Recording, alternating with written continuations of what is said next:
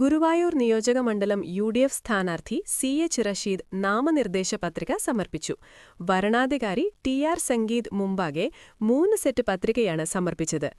ഐക്യ ജനാധിപത്യ മുന്നണി ഓഫീസിൽ നിന്ന് പ്രകടനത്തോടെയാണ് റഷീദ് താലൂക്ക് ഓഫീസിലേക്ക് എത്തിയത്.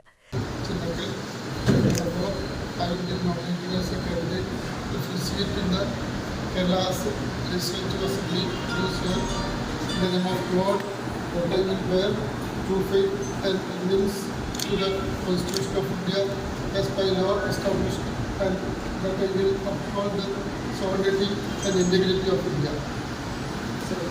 ചാവക്കാട് ടൗണിൽ 100 കണക്കിന് പ്രവർത്തകർ മുദ്രാവാക്യം വിളികളോടെ സ്ഥാനാർത്ഥിയെയും നേതാക്കളെയും വരവേറ്റു.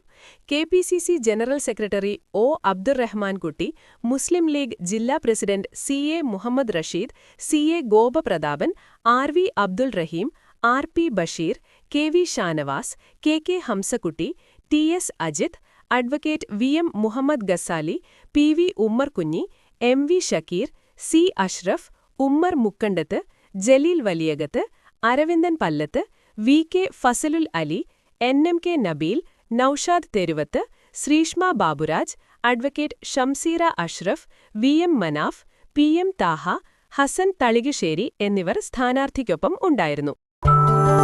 നക്ഷത്രത്തിലക്കവും മഞ്ഞത്തുള്ളിയുടെ മനോഹാരിതയും സ്വപ്നതുല്യം ഈ വെള്ളിയാഭരണങ്ങളിൽ ആളുകാരൻ silver jewellery, Chavakkad, Vadanappally, platinum പോലെ സിൽവർ. ഗുരുവായൂർ മണ്ഡലത്തിലെ നാട്ടുവാർത്തകളുമായി സർക്കിൾ ലൈവ് ന്യൂസ്.